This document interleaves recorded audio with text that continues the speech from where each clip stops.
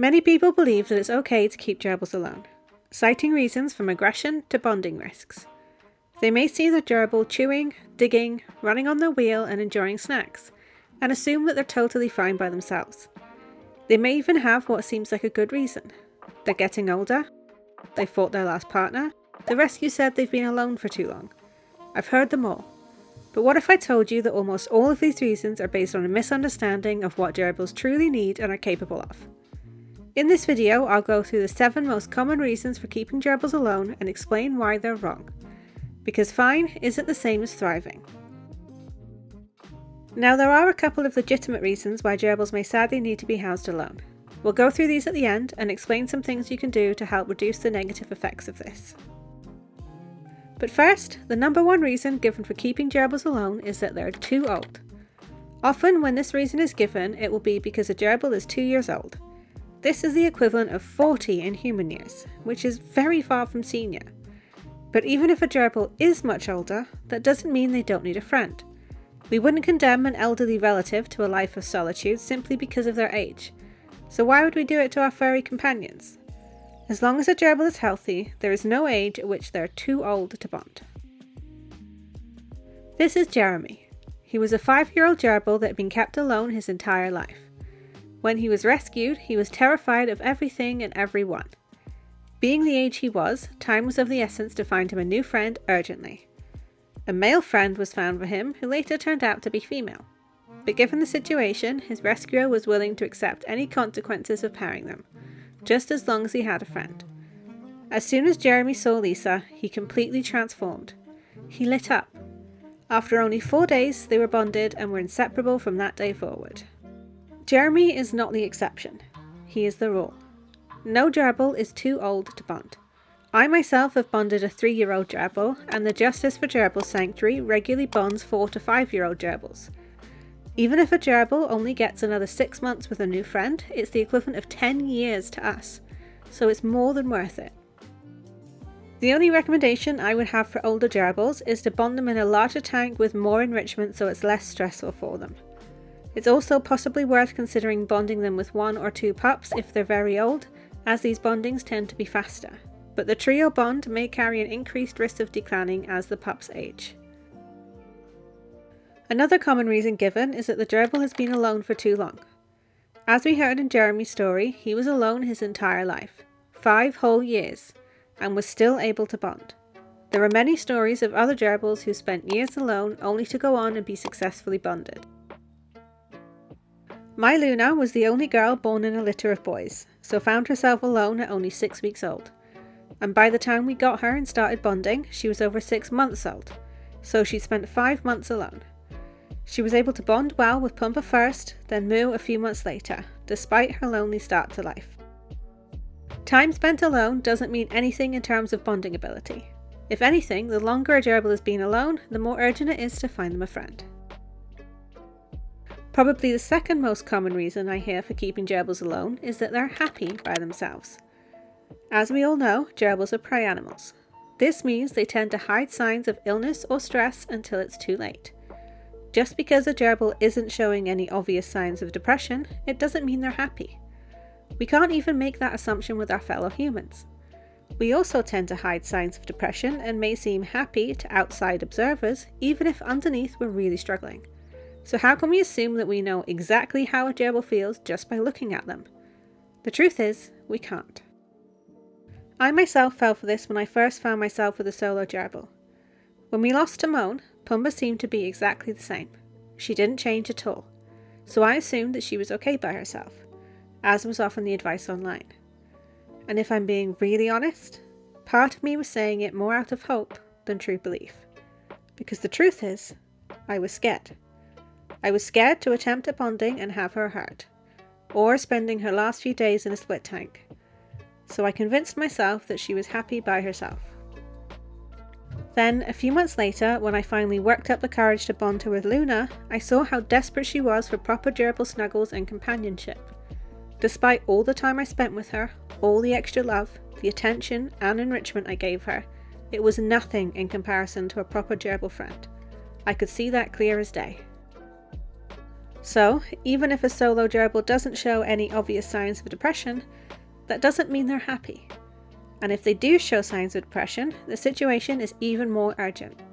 By the time they're willing to show their true feelings, their mental well-being has deteriorated significantly, so we must act fast to give them what they need. The fourth reason I hear for keeping gerbils alone is that the bonding might not work. Now, I won't lie to you. There is no method of bonding that's guaranteed to work.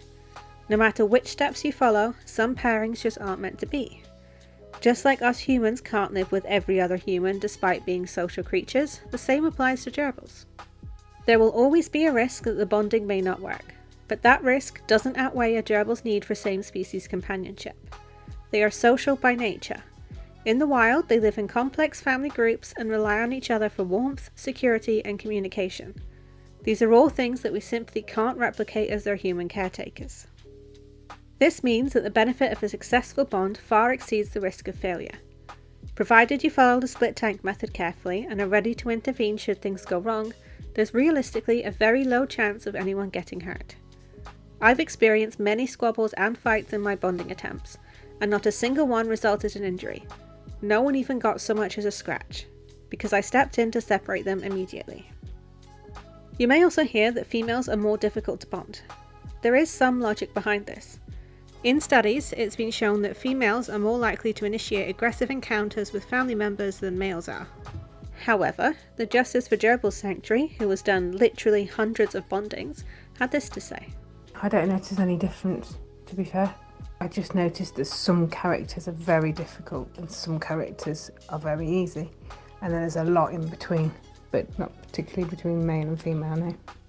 And other people who've done many male and female bondings have said similar things. Part of the reason why this is commonly heard could be due to people misinterpreting females in heat as signs of aggression. When I bonded Pumba with Luna and saw her in heat for the first time, I also worried that it could be due to the bonding, until I learned about the signs of heat. As females can get a little bit more angsty when they're hormonal, it can make things a touch trickier when bonding. But you just need to time initial meets for when neither of them are in heat to keep things as calm as possible. I've had multiple successful bondings between females, and once you know what to look for, working around their heat cycles isn't particularly challenging. So, in practice, there really doesn't seem to be any significant difference between males and females in terms of their ability to bond. Reason number 5 for keeping gerbils alone is because the owner doesn't want any more gerbils. If we're being direct here, it's simply unethical to sacrifice the welfare needs of an animal for our own personal gain. For gerbils, having a companion isn't a luxury. It's an essential need. So unless there are extenuating circumstances where gerbils need to be housed alone, we should always try to find them a friend. If we're in a position where we don't feel like we want to continue owning gerbils but we have one remaining, the only ethical way to stop keeping them is to rehome the remaining one to someone who can bond them with a friend. It may be heartbreaking to say goodbye to our beloved gerbaby, but it's the best thing we can do for them, and ensures their needs are still being met while we transition out of owning gerbils.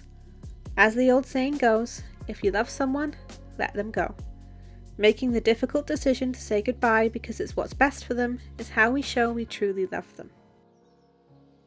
Another reason often given for keeping gerbils alone is that they're too aggressive. As we've discussed before, gerbils are prey animals, and they're also social, which means they rely on their clan members for reassurance when they're nervous about potential threats. If a gerbil is kept alone, they don't get this reassurance, which can lead to them resorting to aggression in order to feel more secure.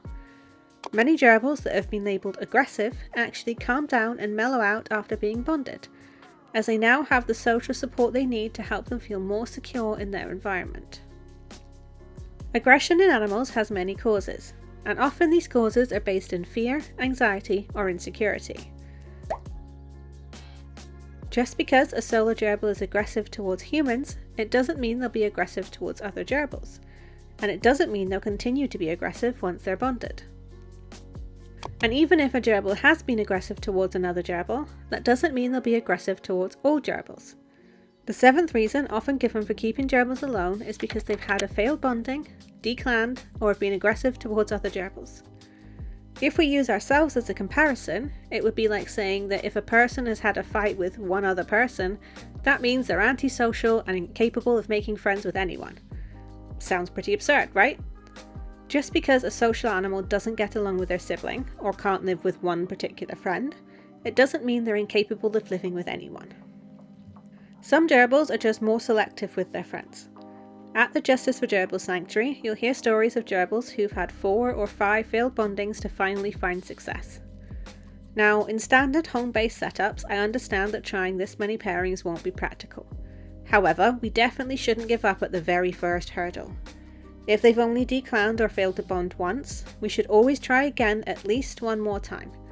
And sometimes these very fussy gerbils could take better to pups.